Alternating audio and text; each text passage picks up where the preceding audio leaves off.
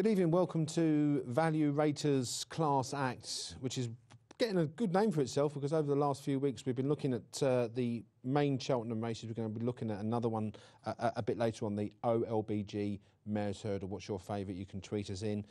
Also a number of questions that have been sent in, and we'll look back on the racing from the weekend as well. 1 or 2 pointers maybe for some of the lesser races at Cheltenham. One maybe a pointer for the Grand National, but anyway, we'll come on to that very soon. I'd like to introduce Matt Mitter. Good evening, Matt. Good evening, Peter. We're getting ever so closer. I mean, 2 weeks today, we're going to know the outcome of all these races, aren't we? Yeah, the Hurdle and the Mares. And the Mares race can be in 2 weeks' time. That's right. And by the close of play on the Tuesday, it'll be all done and dusted the first day. It's come around very quickly. Yeah, it has come around really quickly. One thing I do think is important is that, something I was discussing with a friend of mine, is that we can all get caught up in the excitement of it all when looking at some of these races, when really, you know, some of them are so competitive. You know, you think you've got value when really, you know, you probably find better value in the week somewhere, you know. So this year I'm going to learn from some of my mistakes I have done. I've had a couple of good years at Cheltenham, but I remember last year I got carried away with it all when the form wasn't actually all together because of the bad winter we had. So this year I think I'm not going to get caught up too much in the excitement. Well, it's more there this year, isn't it? Absolutely. We're going to take a look at the OLBG Mares Hurdle a little bit later on, but every week we are inundated with emails and tweets, and this week we're going to take on 4 tweets very quickly. First of all, David Stanage, she said, not sure whether you've covered the mares yet. We are going to. But I think Pirates Queen looks a great value bet. And Mary King for the 3-mile handicap. Yeah, well, we'll come to Pirates Queen a little bit later because, as you just said, we will be covering the mares race a little bit later on, so stay tuned for that. Mary King, interesting. Do feel perhaps unless the ground comes up soft, at Cheltenham, I think Mary King really does want it like that. Stays all day. I agree from this year's Hennessy run that form is looking better now than I originally thought, and looks well handicap on that run. But it doesn't win, does it, Mary King? It's more a lot of placed, a lot of figures placed and all that. So I don't think I'll be too keen on the win aspect. But if you want to play, certainly place. But I do think maybe save Mary King for a day when it's a roar of attrition like we've seen perhaps on Hennessy Day. And Mary King's, I mean, maybe a pointer that it's been left out for that long. Absolutely. OK, Mark A2AM, I hope I've got that correct. Please take a look at the run of Diobando, second behind Calcutta in Ireland. Running really well, clear of the rest. Currently 25 to 1 for the Fred Winter at Cheltenham. Really love your show. Yes, great. But what about the form of the Irish? Yeah, this actually, thanks for your tweet. Interesting one again. We had one similar last week. Yeah, these have gone on notice to me, and I did have a look at the tape. It's trained by Ross O'Sullivan, perhaps not one of the most sexiest trainers, but has got that entry, as you mentioned there in your tweet. And we'd last seen this horse actually disappointed, but it was second behind Calder of Willie Mullins, beaten 8 lengths, put in his place by that horse. But I must admit, travelled through the race really well, looking like better ground would probably be the key to the horse. I mean, I did just mention there that he disappointed the time before, but I think that might have been ground. It was quite soft. It's got an action to me that probably ideally good to soft ground. I think he would handle good ground, but the winner of that day, Calco, went on to win a Grade 2 and then went on to be second in a Grade 1. The million-dollar question is, he hasn't got a handicap mark at the moment, so a lot would depend what the handicapper allots him. But I do agree with your tweet that if it's not at Cheltenham, he's a very, very interesting horse, and he's certainly, for me, more than useful. OK. Andrew Bullen, thank you very much indeed. I just would like to get your opinion on the champion hurdle market, and do you reckon for him will be a bigger price than 5 to 4 on the day? I'm going to answer that question in a minute, but let Matt do it first. Yeah, will it be bigger on the day? I think a lot will depend on what happens, how the bookmakers feel. If they get a good result in the Supreme, from my experience of working with a bookmaker at Cheltenham, that's quite often, you know, if they get a good result in the first, those bookmakers get those chests out and think, come on, we'll take him on and push him out a little bit. But let's not forget, this is going to be the main Irish play on that first day, and they'll come over and you know, when they start having it, they might shorten it up. 5 to 4 at the moment, no running, no bet.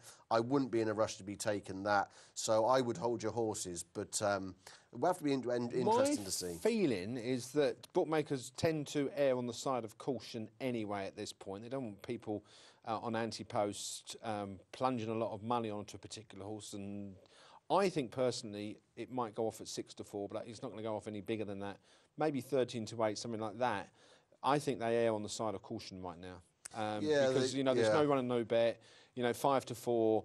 I mean, so many occasions last year beforehand when the Cheltenham comes on day, you know, you only got to look at Irvine. I think that was very short for the opening race, and it drifted out to 7-2. Side de Grugy was another example of that. They really wanted to take that on. It went out to 7-2. Yeah, generally, yeah, I agree. Especially with the short ones, just leave them. I mean, at the moment, we're all, like you say, no running, no bet. And if you look at the percentage these bookmakers bet into, it's not really fair game at the moment.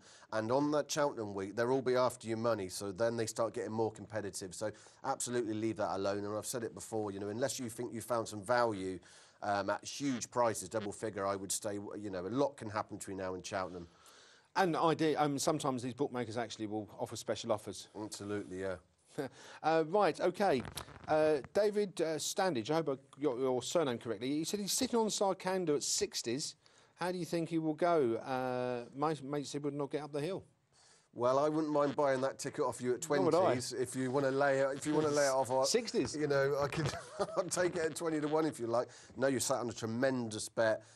Take no notice of your friend. I think he'd definitely get up the hill. I think last year's World Hurdle. Actually, we're going to speak a little bit about that when we talk about Annie Power a bit later.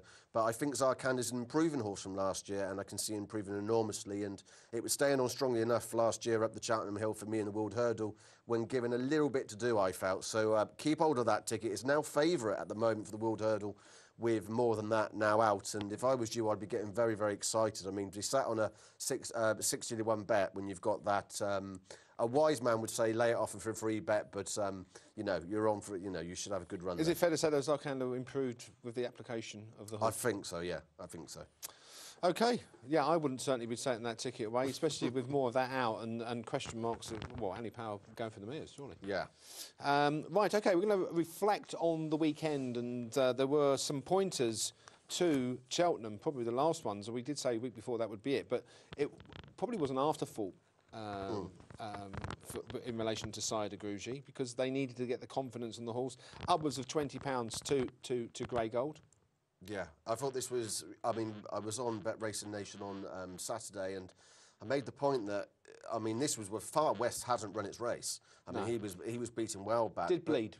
He did bleed. Well, there's the excuse there for him, but this was impressive. We've been absolutely lumps away, a stone and £6 to Grey Gold by 7 weeks, but you just, you know, you just think Grey Gold, well, so what? Well, Grey Gold was actually behind Dodging Bullets, who was beaten 24 lengths by Dodging Bullets over the same distance and met at a different track. But when you look at Sire de Grugy beating Grey Gold, he turns out a £27 better horse. So even on the form book, if you take it literally, Sire de Grugy comes out 3 lengths in front of Dodging Bullets. Now, I've got Dodging Bullets rated 177.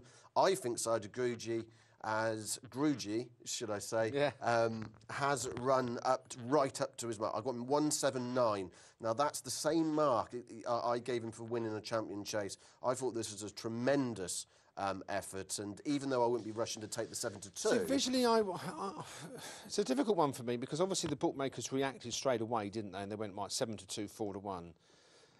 I mean, obviously, if you take Far West, who hadn't run his race, and Grey Gold, who is, as you said, a good yardstick, if you like, I'm not altogether sure that proves anything. I didn't see where the emphasis was, we're going to crash it down from 9-1 to 7-2 was, you know?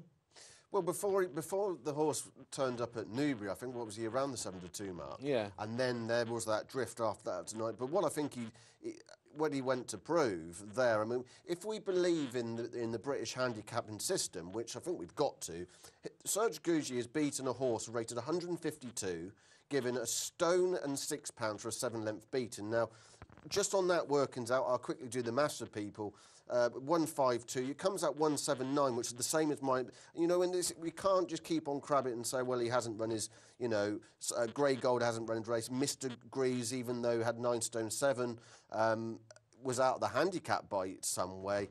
I think this is a tremendous performance, given absolutely lumps away. It ties in Grey Gold, as I say, with Dodging Bullets, and he's you know, for me, he's run right up to his best. Whether that's going to be enough to win this year's Champions Chase, that's another subject. But I think this went to prove after Newbury, this was a massive step back on track. OK, so just to confirm with me, on that run, you're saying that Saida Gruji is the same, if not £1 better, than when he pitched up at the Champion Chase last year? Absolutely. Beltor was another impressive winner at the weekend. In fact, pulled the jockey's arms off. I think it was Feely on. Well, I can't remember who it was. O'Brien. Sorry, that's right, absolutely. And pulled all the way round and then pulled away. It took a keen hold. Wasn't, you know, the Grade 2 winner now. Now, this horse was very impressive last time. I know it was Lowly Ludlow who turned up. That form had worked out terrifically well. In fact, I tipped this horse up on Bet Racing Nation on Saturday. All Yours in second of Paul Nicholls, and the favourite Nicky Henderson was some way back. Before going into this race, I had Baltor as a 151 horse, and that might seem a lot, but it was just with some collateral lines at Ludlow. I'm not sure he's run to that mark here. Like you said, he was very keen on what was very soft ground. I've rated this performance 141, but you could easily put a plus on that if you take in consideration how keen he was. Was there much behind? I don't know. I mean, Nicky Henderson horse, I'm pretty sure that horse hasn't run its race from before. He looked very tired in the closing stages on different ground. What devalues this performance for me is of Officer Drivel, who had an official mark of 124. I got him rated at only £1 higher, 125. He's on the scene. So that slightly brings me to 141. Maybe Officer Drivel is a little bit better. But overall, the form has a confused look for me. And it's one... I think Baltor going forward is not going to be, because of his nature, he's not going to be suited to tracks like Cheltenham and probably is a flat ground horse. OK, we really haven't got long, actually, before we take the next break. So I'm going to mention three to you: Irish Saint, Days of Heaven and Rocky Creek. Yeah, Irish Saint, very quickly. I don't think we learned any more about him. I think once Melodic Rendezvous Mm. made that mistake, didn't run its race and beat a Holly Penny the way he should. OK. Days of Heaven, very good performance. That horse needs another year for me in small fields. I think he would get absolutely lost at sea in big fields. He still looks a bit immature, but I think he's got a lot of class going forward. And also the trainer, Nicky Henderson, has said Days of Heaven will not be going to Cheltenham. Okay. It'd just be yeah, too big. I didn't read that, but he does appear to be that horseman. The second horse, Vaga Collonge, good yardstick that came out of a real Grade 2 race at Cheltenham. No reason to think he hasn't run his race. I do think that's going to be strong form going forward. And finally, I gave a winner on Saturday. You gave a winner, and it was 8-1. 8-1. Rocky Creek. Now this was a good performance. A horse that I'd been saying a few names at. Wasn't finished in races last year. Paul Nicholls said afterwards they had that breathing operation, and didn't he finish his race all right this time off a mark of 154. I had him last season 172. I've raised that now. I think there's been a £3 improvement for perhaps that operation, and all roads now, his next target, of course, is going to be the Grand National. But I think going forward again, that's very sound form. And Rajadhani Express was going perfectly well. Three from home clearly didn't stay. Yeah, blatantly didn't stay. So clearly didn't stay. Of the performances at the weekend, which one stood out for you? Probably got one word answer.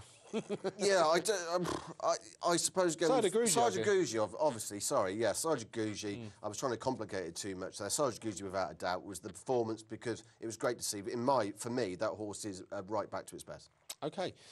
Right, well, as I said, thank you very much for your tweets and your messages. Keep them coming. We'll give you email details at the very end of the programme. We are going to take a look and extensively preview the Mares OLBG Mares Hurdle at Cheltenham. That comes up after this short break.